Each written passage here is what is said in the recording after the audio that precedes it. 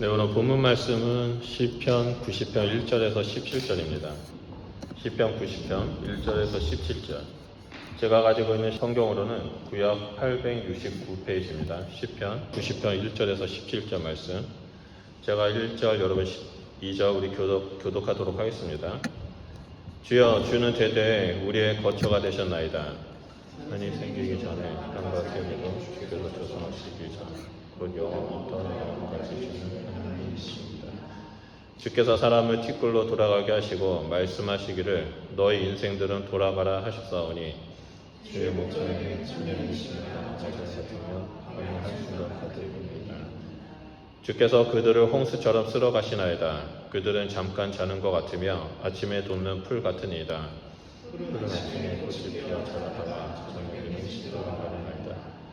우리는 주의 노에 소멸되며 주의 분내심에 놀라나이다.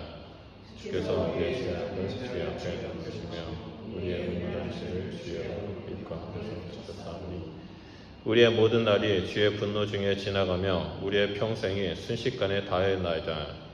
이에 역사하시시며 강건함을 하시기라도 그 영세의 자는 수고와 슬픔뿐이요 신속히가 아니요 우리가 날아갑니다. 누가 주의 노여움의 능력을 알며 누가 주의 진노의 두려움을 알리이까? 이에 우리의 날 개선을 가르치사 지혜로운 마음을 얻게 하소서. 여호와여 돌아오소서. 언제까지니까? 주의 종들을 불쌍히 여기소서. 다시의 주의 인자하심이 우리를 만족하게 하사 우리를 즐거워하시고 기쁘게 하소서. 우리를 괴롭게 하신 날수대로와 우리가 화를 당한 연수대로 우리를 기쁘게 하소서. 주께서 하신 일을 주의 영광을 우리의 자손에게 나타내소서. 다 같이 읽겠습니다. 주 우리 하나님의 은총을 우리에게 내리게 하사 우리의 손이 행한 일을 우리에게 경고하게 하소서. 우리의 손이 행한 일을 경고하게 하소서. 아멘. 네, 오늘 본문 말씀은 시편 90편입니다. 오늘부터 시편 말씀, 그러니까 시편의 4권에 해당되는 말씀을 우리가 이제 매일 묵상하게 됩니다. 또 본문을 살펴보기 전에 이제 시편에 대해서 간단하게 살펴보면 꽤 재밌습니다. 시편은 총 150편으로 구성되어 있고 책으로 나누면 5권으로 나뉘어져 있습니다.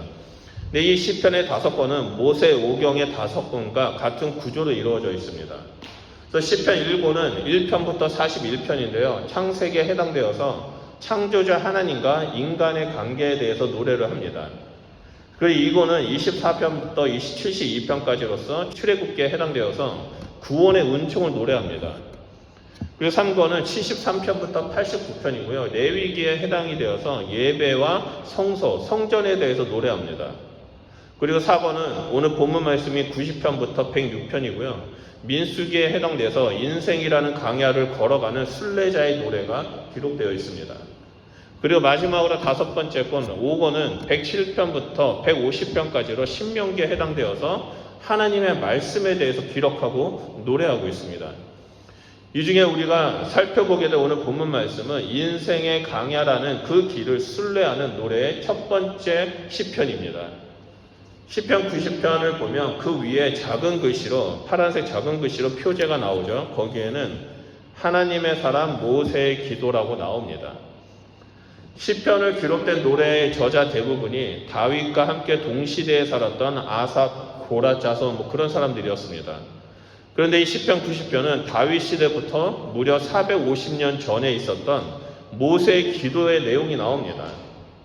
이 모세의 기도는 오랜 시간 동안 이스라엘 백성에게 전승으로 내려오다가 이 시편 말씀이 편집되어서 책으로 묶여질 때 포함된 것입니다.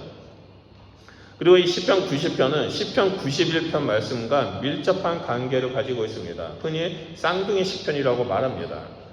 그래서 이 시편 90편이 과거로부터 주의 종들의 거처가 되어주셨던 하나님의 징계를 말한다면 내일 묵상하게 될 91편은 하나님의 거처로 삼는 자들을 구원하시는 그 하나님을 노래하고 있습니다.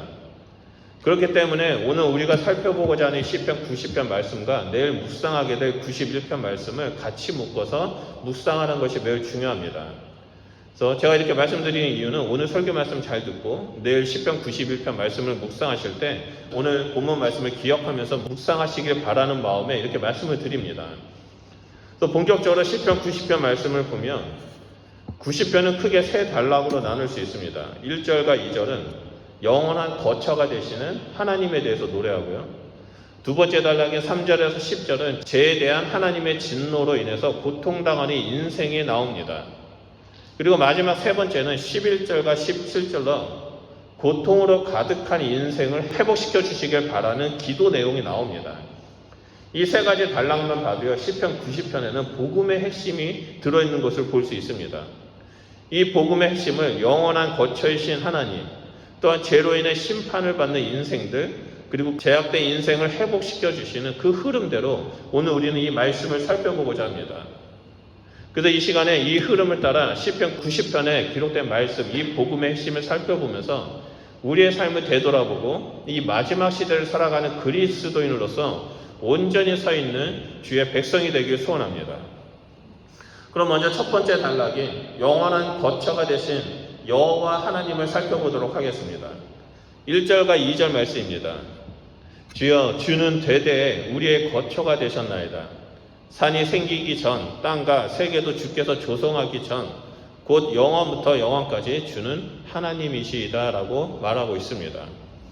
이 말씀을 보면요, 하나님의 중요한 속성을 볼 수 있습니다. 하나님의 중요한 특징이죠. 그것은 바로 이 땅의 주인이시고 영원부터 영원까지 계시는 하나님이라는 점입니다. 모세는 하나님을 부를 때 주라고 부릅니다. 하나님이 자신의 주인이고 모든 만물의 주이심을 고백하며 기도를 시작하는 겁니다. 그래서 그 기도의 내용을 보면 1절에 대대로 우리의 거처가 되어 주셨다는 것으로 시작합니다. 여기서 거처라는 표현은 야생 동물들이 그 강야를, 그 초원을 막 힘들게 뛰어다니고 사냥하려고 막 뛰어다니다가 밤이 되면 둥지죠, 보금자리로 돌아올 때 그 보금자리를 말합니다. 지금 이스라엘은 자신들이 머물 집도 없이 강야에서 헤매고 방황하고 있습니다. 얼마 전까지 애굽에서 살다가 지금은 강야에 나와서 떠돌고 있습니다. 인간의 눈으로 보면 집도 없고 강야에 떠돌며 살고 텐트를 치면서 살아가는 불쌍한 인생처럼 보입니다. 하지만 모세는 그렇게 말하지 않습니다. 오히려 만물의 주인 되신 하나님께서 낮에는 구름 기둥으로 밤에는 불 기둥으로 거처가 되어 주신다라고 고백합니다. 강야 생활을 하던 이스라엘 백성들에게 하나님은 그들의 거처가 되어 주셨습니다. 보금자리가 되어 주셨습니다. 하나님은 이스라엘 백성을 날개 아래로 품으시고 돌보시고 안전하게 인도하셨습니다. 그래서 모세는 하나님을 자신들의 거처라고 고백합니다. 그것도 자신들의 시대만이 아니라 이전 세대와 다음 세대에 거듭해서 대대로 거처가 되어 주신다라고 고백합니다. 이 대대로라는 표현은 2절에 와서 영원부터 영원까지라는 말과 연결이 됩니다. 이 영원부터 영원까지라는 말은 우리의 거처가 되어주셔서 영원토록 돌봐주시고 인도해주시고 우리를 변하지 않는 그 신실하심으로 함께 하신다는 것을 말합니다. 성경을 보면 하나님은 이 세상을 창조하셨을 때 에덴 동산이라는 거처를 만들어 주셨습니다. 그리고 아브라함에게도 약속의 땅을 주신 것, 그리고 이스라엘 백성을 애굽으로 불러내어서 가나안 땅으로 인도해 주신 것도 하나님께서 거처를 주시고 영원토록 함께 하시기 위해서였습니다. 산과 땅과 온 세계를 창조하신 그 만물의 주 하나님이 우리의 거처가 되어주시길 원하고 계십니다. 이것은 변하지 않는 진리입니다. 우리가 한국을 떠나서 이거 호주에 왔고 그것도 호주 중에 이 브리스번이라는 도시에 온 것도 우리의 거처가 되어주시는 영원하신 하나님께서 인도해 주셨기 때문에 우리가 이곳에 온 것입니다. 그런 하나님과 영원히 함께하기 위해서 우리가 꼭 해야 할 것이 있습니다. 그것은 바로 창조주 하나님의 존재를 인정하는 겁니다. 모세가 그 하나님을 온 만물의 주인이라고 고백하면서 하나님을 주라고 불렀던 것처럼 하나님의 존재를 인정해야만 한다는 겁니다. 만약 우리가 하나님의 존재 사실을 인정하지 않는다면 하나님이 나와 함께 하신다는 것과 나의 거처가 되신다는 사실을 부정하게 됩니다. 내가 잘나서 내 힘으로 여태까지 살아왔고 이거 호주 브리스번까지 온 것도 어쩔 수 없어서 오거나 아니면 우연한 기회로 왔거나 내가 결정해서 왔다라고 생각하게 됩니다. 반면에 우리가 매사에 하나님의 존재를 인정한다면 이 모든 것이 하나님의 섭리와 인도하심에 있음을 깨닫게 되고 살아계신 하나님을 삶 속에 체험하면서 동행하는 자가 됩니다. 하나님은 결코 우리를 우연히 이 땅에 보내시지 않으셨습니다. 우리를 향한 크고 놀라운 계획과 뜻을 세우시고 이 땅에 부르셨습니다. 그리고 우리의 영원한 거처가 되어주셔서 우리로 하여금 예수 그리스도 안에서 삶의 의미를 깨닫게 하시고 영원하신 하나님 안에서 평안한 삶, 형통한 삶을 살아가도록 인도해 주기를 원하고 계십니다. 그렇기 때문에 우리는 날마다 내 삶의 주인 대신 영원히 변치 않으시는 그 하나님만을 바라보면서 믿음의 길을 걸어가야만 합니다. 그런데 안타깝게도 인간의 역사를 보면 죄를 범함으로 말미암아 끊임없이 하나님 앞에 반역을 일으킵니다. 되도록 영원한 거처가 되신 그 하나님의 품 안에서 떠나기를 결정합니다. 그래서 그 결과 오늘 두 번째 단락인 3절부터 10절에 죄에 대한 하나님의 진노로 고통받는 인생들이 나옵니다. 이 죄로 인해 고통을 받은 인생의 특징을 보면 죽음을 당하는 그 인생이라고 말합니다. 3절을 보면 주께서 사람을 티끌로 돌아가게 하시고 말씀하시기를 너희 인생들은 돌아가라 하셨사오니 라고 말합니다. 방금 읽은 말씀을 보면요, 사람이 죽는다는 것을 티끌로 묘사하고 있습니다. 그리고 이 티끌로 돌아가게 하시는 주권이 하나님께 있음을 보여줍니다. 우리가 방금 전에 봤던 이 3절 말씀, 이 말씀만 보면 하나님을 오해할 수 있습니다. 하나님의 말 한마디로 우리를 죽일 수 있다라는 그 두려움을 가질 수 있게 됩니다. 게다가 아까 살펴봤던 그 1절의 말씀, 주는 대대로 우리의 거처가 되신다라는 말씀과 대조가 되기 때문에 이 말씀은 어떻게 이해해야 할지 고민을 하게 됩니다. 우리의 거처가 되셔서 보호하시고 돌보신다면서 왜 갑자기 우리를 티끌로 돌아가게 만드실까?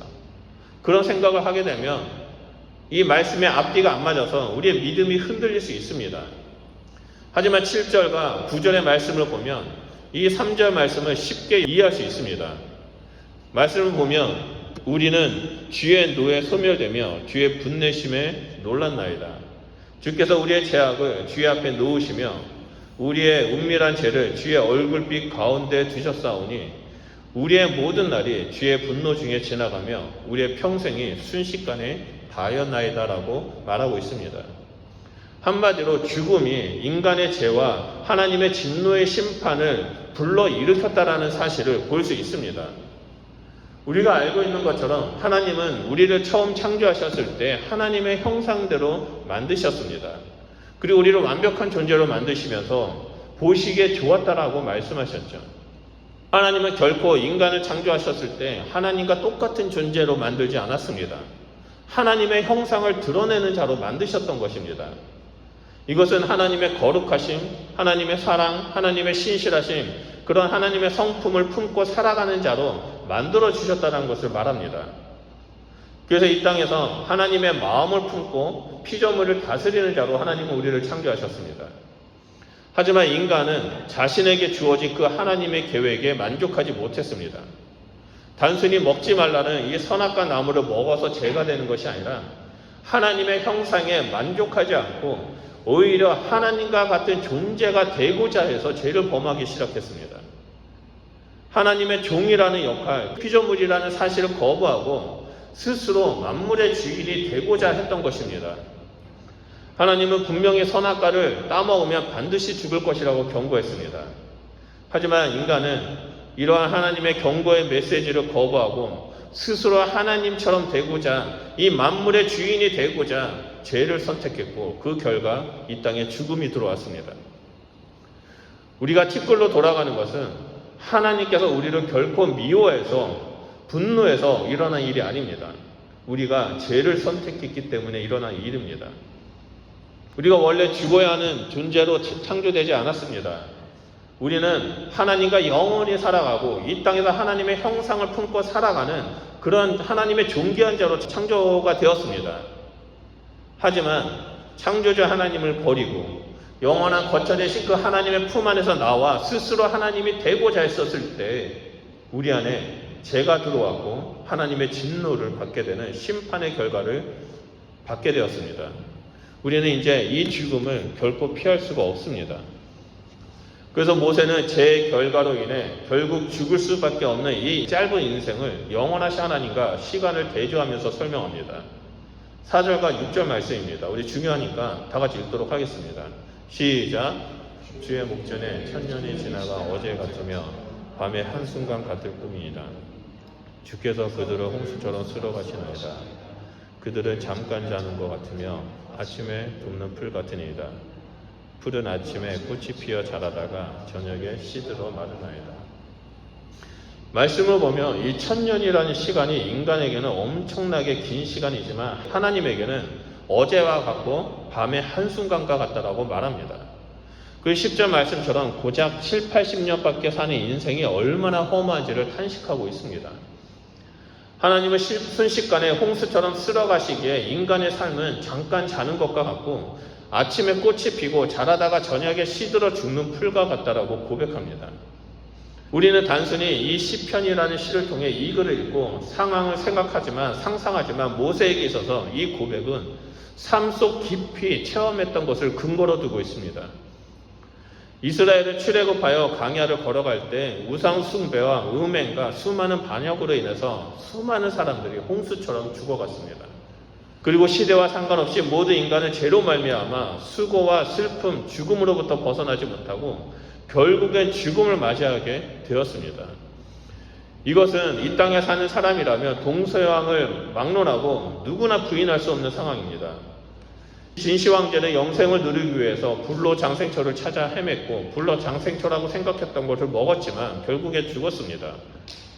사람들은 노화를 방지한다고 건강식품을 먹고 피부과에 다니고 성형수술을 한다 할지라도 결국엔 때가 되면 다 늙어서 죽게 됩니다.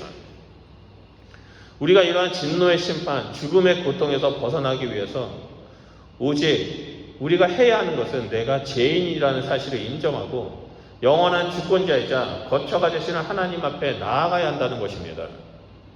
우리의 거처가 되시는 그 하나님을 떠나는 순간 우리에게 다가오는 것은 피곤한 인생, 또 죽음의 결과에 이르기 때문입니다. 그래서 모세는 세 번째로 하나님의 고통으로 가득한 인생을 구원해달라고 간구하면서 나아갑니다. 우리 다 같이 11절 말씀 보겠습니다. 11절 말씀을 보면 모세는 누가 주의 노여움의 능력을 알며 누가 주의 진노의 두려움을 알리까라고 질문합니다. 이 질문은 수사학적 질문으로서 그 대답은 이미 정해져 있습니다. 그 대답은 바로 아무도 모른다입니다. 만약 사람들이 하나님의 노여움의 능력과 진노의 두려움을 안다면 결코 죄를 짓지 않을 것입니다. 모르기 때문에 하나님 앞에서 무식하게 배짱을 부리고 거부하고 죄를 짓는 것입니다. 그래서 모세는 12절에 이렇게 기도합니다. 우리에게 우리의 날 계수함을 가르치사 지혜로운 마음을 얻게 하소서라고 기도합니다. 여기서 우리의 날 계수함을 가르쳐 달라고 하는데 이것은 하나님 내가 얼마를 더 사는지 우리가 얼마나 더 살 수 있는지 알려주십시오라고 기도한 것이 아닙니다. 앞에서 모세가 기도한 것처럼 우리의 날은 언젠가는 끝난다라는 그 사실을 우리가 알게 해달라고 기도하는 겁니다. 그냥 나이가 들어서 죽는 것이 아니라 병에 걸려서 몇 개월밖에 살 수 없다라는 그 시한부 판정을 받아서 죽는 것이 아니라 우리의 생명이 우리의 호흡이 바로 여호와 하나님 손에 있음을 알게 해달라고 매 순간에 그 하나님만을 보면서 살아가는 자가 되게 해달라고 기도하는 것입니다. 그래서 이 땅에서 즐거움을 찾는 것이 아니라 생명의 주관자 되신 그 하나님, 그 하나님의 형상을 닮아가는 자가 되게 해달라고 하나님이 나의 만족과 기쁨이 되게 해달라고 기도한 것입니다. 그래서 13절에서 15절에 이렇게 모세는 기도합니다. 여호와여 돌아오소서. 언제까지니까? 주의 종들을 불쌍히 여기소서. 주의 인자하심이 우리를 만족하게 하사 우리를 일생 동안 즐겁고 기쁘게 하소서.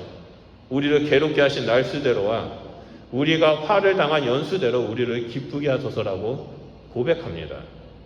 모세는 하나님께서 지금 우리에게 돌아오셔서 죄 가운데 죽어가는 우리를 불쌍히 여겨달라고 기도합니다. 하나님께서 긍휼과 은혜를 베풀어 주시고 인자하심을 부어주신다면 우리는 만족할 것이고 우리는 즐겁고 기뻐 뛰며 하나님 앞에 나아갈 것이라고 고백합니다. 죄로 인해 우리를 괴로움을 당할 만큼 우리가 이때까지 죄로 인해서 괴로움을 당한 만큼 하나님께서 긍휼을 베풀어 주셔서 우리를 기쁨 가운데 소망함 가운데 만족함 가운데 이끌어달라고 기도하고 있습니다. 그래서 하나님께서 우리를 창조하셨던 그 본래의 삶으로 돌아가게 해달라고 기도하는 것입니다. 그래서 이어서 16절과 17절 말씀을 보면 모세는 주께서 행하신 일들을 주의 종들에게 나타내시며 주의 영광을 그들의 자손에게 나타내소서. 주 우리 하나님의 은총을 우리에게 내리게 하사 우리의 손이 행한 일을 우리에게 경고하게 하소서. 우리의 손이 행한 일을 경고하게 하소서라고 기도합니다. 말씀을 보면 모세는 하나님께 주께서 행하신 일들을 주의 종들에게, 주의 영광을 우리 자손에게 나타나게 해달라고 요청합니다. 모세는 하나님께서 행하신 일이 바로 하나님의 영광임을 강조합니다. 그리고 우리를 긍휼히 여기시고 은총을 베푸시는 것이 곧 하나님의 영광을 위한 것임을 말합니다. 하나님께서 행하신 일과 영광이 우리의 삶 가운데 충만하게 나타나 하나님의 계획대로 우리는 하나님의 형상대로 살아갈 수 있게 해달라고 기도하고 있습니다. 그러기 위해서 우리가 해야 할 것이 있습니다. 그것은 바로 대대로 우리의 거처가 되시는, 또한 우리의 생명의 주권자 되시는 하나님을 인정하며 나아가는 것입니다. 또한 우리는 이 세상에서 아주 잠깐 밤의 한순간을 살아가는 인생이라는 것을 인정하면서 하나님을 찾아야 한다는 겁니다. 우리의 삶은 이 땅에서의 끝이 아닙니다. 우리가 영혼을 인정하고 영원하신 하나님을 믿고 영원하신 하나님의 거처에서 살아간다면 우리는 하나님의 품 안에 있다가 하나님께서 우리를 품으시고 영원한 본향인 천국으로 이끌고 가실 것입니다. 이 땅에서의 삶은 하나님과 함께 한다면 끝이 아니라 시작일 뿐입니다. 근데 만약에 우리가 하나님의 거처 되시는 그곳을 떠난다면 우리는 이 땅의 삶이 끝이 되게 됩니다. 하나님은 우리와 함께 하시길 원하고 계십니다. 우리 가운데 영원토록 함께 하시고 우리를 하나님께서 축복하시고 형통케 하시기 위해서 우리에게 은혜와 긍휼을 베풀어 주셨습니다. 그 증거가 바로 예수 그리스도이십니다.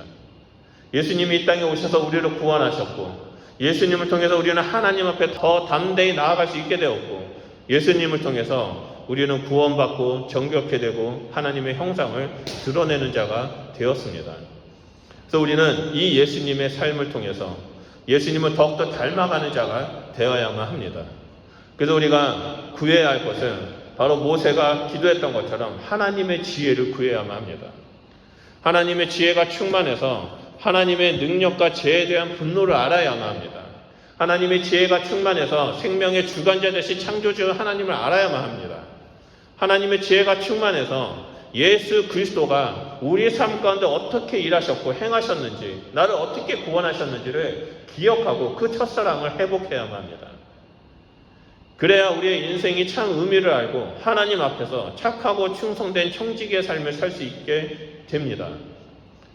하나님을 아는 자만이 자기 자신을 의지하지 않고 하나님을 의지하는 삶을 살아가게 됩니다. 사람을 티끌로 돌아가게 하실 수 있는 하나님께서 우리에게 돌아오셔서 예수 그리스도와 함께 살아가는 자, 예수 그리스도를 통해서 하나님 앞에 나아가는 자로 설 수 있도록 은혜와 긍휼을 베풀어 주셨습니다. 우리는 예수님을 통해서 비로소 소망함을 가지게 되었습니다. 우리는 예수님을 통해서 그 영생의 길을 들어가는 하나님의 백성이 되었습니다. 그렇기 때문에 우리는 이 땅에서 이제는 썩어가는 것을 의지하는 것이 아니라 오직 하나님을 알기 위해, 예수님을 알기 위해 날마다 지혜를 구하며 영생을 살아가는 그리스도인이 되어야 한다는 겁니다. 홍수에 휩쓸려 순식간에 사라지고 아침에 꽃피다가 저녁에 시들어 마르는 그 풀처럼 허무한 것이 바로 우리의 인생입니다. 우리가 이 허무한 인생에서 벗어나는 길은 오직 하나, 예수 그리스도를 통해 영원한 거처 되신 하나님 앞에 나아가는 것입니다. 그러므로 우리 CT 순복음교회 성도님들은 날마다 하나님의 지혜를 구하는 자가 되길 바랍니다. 하나님의 은혜와 긍휼 안에 거하며 영원한 거처가 되신 하나님과 날마다 그 믿음의 길을 걸어가는 주의 백성이 되시길 바랍니다. 그럴 때마다 주님은 우리에게 하나님이 어떠한 분이신지, 예수님이 나를 구원하시기 위해서 어떤 일을 행하셨고 이 시대에 나와 어떻게 동행하고 계신지를 말씀해 주실 거라고 믿습니다. 오늘 이 말씀을 기억하면서 우리 이 시간에 기도했으면 좋겠습니다. 하나님, 내 삶 가운데 일하여 주셔서 감사드립니다. 하나님, 내 삶 가운데 말씀하여 주셔서 감사드립니다. 세상 사람들은 하나님을 알지 못하고 세상 사람들은 하나님은 없다고 말하지만 하나님, 우리 가운데 지혜를 주셔서 그 여호와 하나님을 보게 하시고 예수 그리스도를 통해 하나님 앞에 나아가는 자로 우리를 불러주셔서 감사드립니다. 하나님 무엇보다도 영원한 거처가 되신 하나님께서 우리의 발걸음을 이 호주 브리스번 땅으로 인도해 주셔서 감사드립니다. 우리를 이것에 불러주신 하나님의 계획이 있음을 믿습니다. 우리에게 지혜를 주셔서 하나님의 계획을 깨닫게 하시고 이 땅에서 믿음의 길을 걸어가는 자가 되게 하여 주시옵소서. 그래서 하나님만을 바라보며 서 있는 자가 되게 하시고 하나님만을 믿으며 믿음의 길을 걸어가는 자가 되게 하시고 이 땅에서 늘 하나님의 형상을 드러내는 주의 백성이 되게 해주십시오라고 우리 이 시간에 주여 삼창하며 기도하도록 하겠습니다. 기도하겠습니다.